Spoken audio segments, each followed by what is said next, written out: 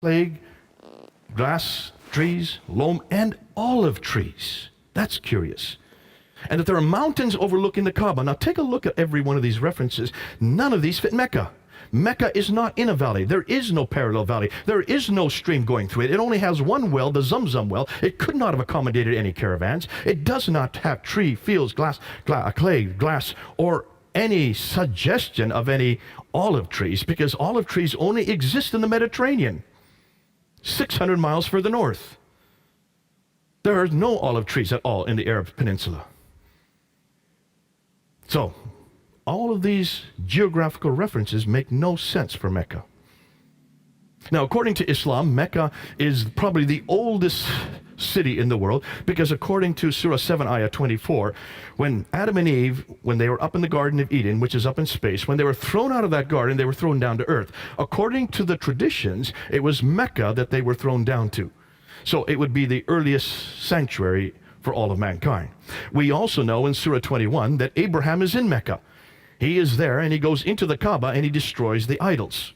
That's in Surah 21. So in 1900 BC, Mecca should have existed if Abraham's there, right? We also know from all the traditions that Mecca was the center of trade, north, south, east, and west. That's why it became rich. That's why Muhammad was there. He was a trader. So, it's the mother of all settlements, according to Surah 692, Surah 42, Ayah 5. Adam and Eve came from there, Abraham came from there, Muhammad was born there. And it's also where the Qibla, the direction of prayer, every mosque should be facing Mecca. Correct? From 624 on, it should be the case, because we do know, according to Surah 2, Ayah 145 to 149, that Muhammad, when he moved to Medina in 622, he redirected the Qibla back up to Jerusalem so that it could accommodate the Jews. After 624, the Jews would not accept him as a prophet, so suddenly he gets a new revelation in Surah 2 to redirect the Qibla back down to Mecca. So from 624 on, every mosque should be facing Mecca, right? You getting that? Because there were no mosques before 624. He hadn't yet left Medina and Mecca. Yet we can only find one reference to Mecca in the Quran. That's in Surah 48, Ayah 24. Now, take a look at this Byzantine map of the trade route from the 7th century. What's missing? Can you find Mecca? This is a copy of a Byzantine map from the 7th century. Mecca isn't there. This is where Mecca should be, right here. It's not on the map. Here's a map of trade routes from the 7th century. These are Arab trade routes. These are not Byzantine trade routes. These are Arab trade routes. Where's Mecca? It's right where that question mark should be. When we look at the earliest maps, we can't find Mecca on any of the maps. This is the map that Patricia Corona looked at, and this is the one that got her curious. She was shown this map. This is a map that's not from the 7th century. It's a map that was made today in the 20th century, redacted back to the 7th century to show you what the place looked like. And when she looked at this map, she noticed that all the trade would have come from here in India and China further away. They couldn't go that way because of the Hindu Kush and the Himalayas. So all the trade used to come across the Arabian Sea over here into the Persian Gulf and used to go that direction up to the Mediterranean world. Are you following me there? The problem is that the Sassanids who were here were warring against the Byzantines who were there. So they were warring back and forth for 200 years from the 5th, 6th, and 7th century. So that shut down the trade from going up the Persian Gulf. They had to redirect the trade from India across the Arabian Sea down to here in Aden. And that's where they took off all the trade. They took it off the boat there, and they went 1,250 miles, following that green line all the way up to Gaza in the north. That's a pretty good theory. That's called the trade route theory. Montgomery Watt was the one that came up with that theory. The Muslims love it, and they grabbed onto it, and they're still using it today. Dr. Patricia Crone looked at this map. She says, hold on a minute, you've got a problem there. Let's see if any of you can find that problem. My 10-year-old son found it within 2 minutes. I'm not going to give you 2 minutes. Can any of you see a problem with that theory right there by looking at that map? No? No one's going to try? Should I give you a hint? Water. That's a pretty big hint. Go ahead, sir.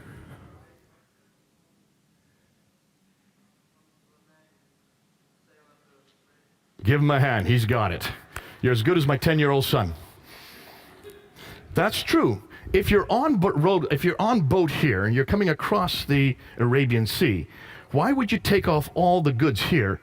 Dr. Patricia Crone found that if you go only 50 miles by land, it would cost the same amount if you went 1,250 miles by sea. You've got a sea right up here. Why didn't they continue on sea? That didn't make any sense. So she decided to go back and check this out. Now remember, she reads and writes 15 languages. So she went back to the original sources of all the trade documents. She went to the 1st, 2nd, 3rd, 4th, 5th, 6th. She went to all the centuries leading up until the 7th century, read their trading documents, looked at them in the original language, and she noticed that all the trade coming from India and China, all of it came right across the sea and went right up the Red Sea. And the Arabs had nothing to do with the trade because they did not like boats. They were camel herders. They liked the desert. That's why you don't have any ports along here. There was only one port that she could find. All the ports were on this side in Africa, and the people that controlled the trade were from this area, from Eritrea. It was Agilus. The name Agilus comes up over and over in all the documents. The documents, the trading documents that she found over here had Eritrean names or Ethiopian names, African names. They were the traders, which makes a lot of sense once you look at the map. Then she noticed something else. See if you can see this. I don't know if it's hard for you to see because it's so far away, but take a look at there. Here's the trade route, the line, the green line. It comes up to Taif. This is the Western Plateau, all the way up. And then from here in Taif, it goes off the plateau down to Mecca. There's Mecca. It's not on the plateau. It's about 1,000 meters off the plateau. They would have to go down to Mecca to go to a place that had no water, then come back up 1,000 meters to get up to Yathrib up here. Why had no one noticed that before? This is nothing new. It's been around for hundreds of years. Why did no one notice that Mecca's not on the trade route? It would have made no sense to be on the trade route. Why? Because it's too far down. It had no water. When you go from Sana'a, from Aden here, up to Najran and Sana'a, up to Taif, then you go straight up to Yathrib, Khaybar, Tabuk, and then on up to Gaza. Why had no one noticed this before? So she decided to look and see what was it that made Mecca, if it had anything that made it rich. She was told, according to the trade route theory, that it had 15 spices. And that's why it became rich. So she wrote her book, and she decided to do study, research on all 15 spices. If you read her book, Meccan Trade and the Rise of Islam, she takes a spice per chapter, or a chapter per spice. And she found that none of the spices, except for 2, even came from Arabia. They either came from India and China, or they came from Africa. The only 2 spices that came from Arabia were frankincense and myrrh. And they came from the southern part, the Hadramat, this part here, which is Yemen and Oman today. Nothing about any spice from this part of the world. The only trades she could find that were going up the Western Plateau was milk and leather. You cannot create an entire empire made out of milk and leather. Now, when she came out with this book, it blew open everything we knew about Mecca. She decided, well, let's find out what people knew about Mecca. So she went to every document she could find. She found documents written here in Ctesiphon, which is way up here. That is Baghdad, right up there. It's called Ctesiphon. That's the old name. They had come down here to Yathrib to find, and they came across silver. They had silver mines all over Yathrib. That's not too far from Mecca. Yathrib is what is Medina today. She looked at their documents. No reference to any place called Mecca. She couldn't find any reference from the 1st century, from the 2nd century, from the 3rd, 4th, 5th, 6th century, from the 7th century. No reference to Mecca. So when did she find Mecca? Not till 741. 741. Muhammad died in 632. She couldn't find any reference to Mecca earlier than 741. That's a whole over 100 years later. So what is this city? Where is this place that Adam and Eve were sent down to? Where is this Kaaba that supposedly Abraham rebuilt with Ishmael? In fact, she found out, not just she, Hitti found this out, in almost every one of those oases, in Najran, in Sana'a, in Taif, in Yathrib, in Tabuk, in Khaybar, All of these oases had Kaabas. It was quite normal to have a Kaaba. You have a Kaaba with gods in it, idols in it. Then when the merchants would come along, they would go and pray to their idol, and you would get money for it. It was a great way to enrich yourself. There wasn't just one Kaaba. There were many, many Kaabas. Why hadn't anybody noticed this before? Well, take a look at modern Mecca today. Maybe you've seen this picture. Look what they're doing to Mecca. They now have the third tallest building in the world in Mecca. This big clock tower. That clock tower now, that face is 45 feet across. It's the largest clock in the world. Has 4 faces. It's the third highest building in the world. That was made by the Germans. They modeled it after Big Ben. That's Big Ben there. They have the same model. Why? Because they want to make Mecca the center of time. They wanted all of us to now move to Mecca mean time and get rid of Greenwich mean time. Have you heard this? That's why they built that clock tower. But they're not stopping there. Look what else they're building. This is the future of what Mecca is going to look like. These are their diagrams. There are 2 different plans, either this plan, which is circular, or that plan, which completely eradicates. And take a look what it's eradicating. There are the building cranes going on right now. Here is Muhammad's house, where he grew up, where he was born. They're now destroying his house. Here is Khadija's house, where his wife grew up. They're now destroying her house. Why are they destroying these houses? And why are they cementing it all up? Any idea? Because they've heard what we're finding. They now know that there is no historicity for Mecca. So what better way to destroy the evidence than to cement it up? Folks, can you see what's happening as we speak? Muslims all over the world are upset. But the Saudi Arabian government is continuing. They're going to build 62 of these buildings all around the Kaaba so that all the rich Muslims can have air conditioning when they come to do the Hajj. That's their reasoning for it. I would suggest the real reason is to destroy history. So there is no historical record. So you cannot confront them with this material. You can see why. Mecca did not exist before 741. It's too late. So if Mecca didn't exist before 741, what are you going to do with the Qibla, the direction of prayer? Every Muslim must pray towards Mecca. Am I correct? And it doesn't matter where you are in the world, you always pray towards Mecca, towards that building right there, the Qibla. This is the Kaaba, sorry. And it's that building. Whenever you go around the world, you will see there are all kinds of mechanisms to find out where Mecca is.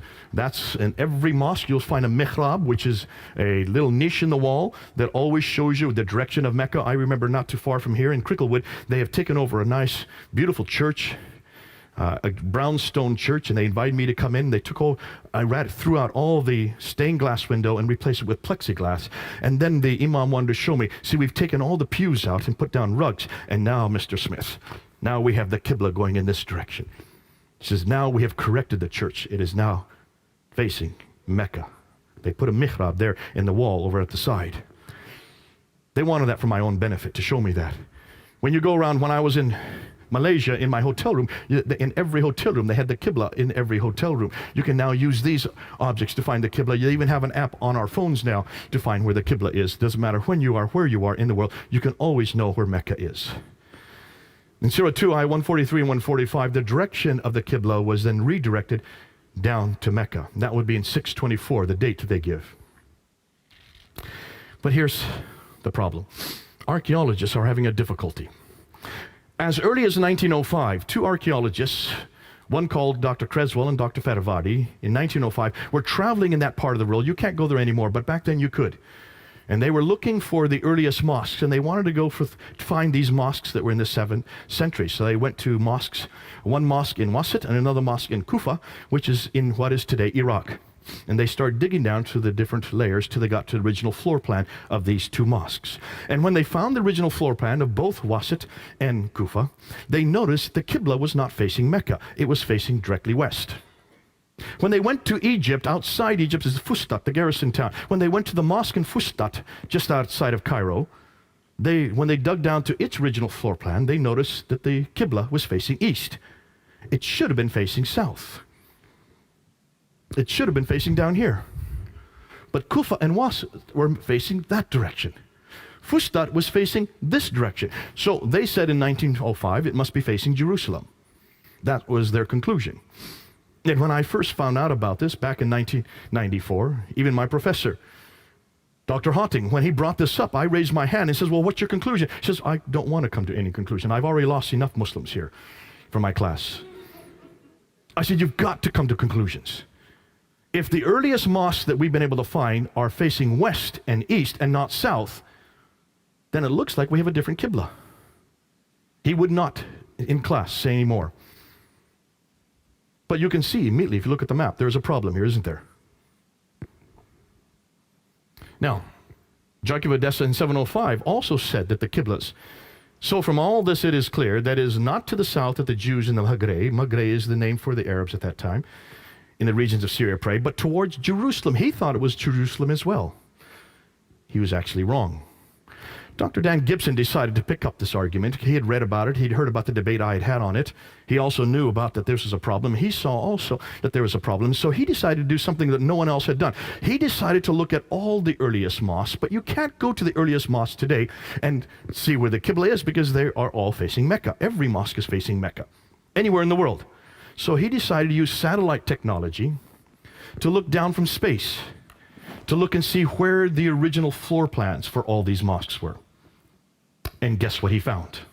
I wanted to mention the 3 books that Tom Holland had written. It's Rubicon, it's Persian Fire, and Millennium. That's the one I had forgotten. Millennium. So those 3 are all bestsellers, and those are the ones that gave him the platform to then go on and do In the Shadow of the Sword, because they all talk about the Roman world, the Byzantine world, and the Persian world, all of which ceased to exist in the 7th century. What took over? Islam took over, so he was the best qualified. Let's go back now to Dan Gibson, and let's talk about what he found. Remember, he goes and he wants to find out where all of these mosques were facing, using satellite technology, looking down on each of the mosques. This is what he found.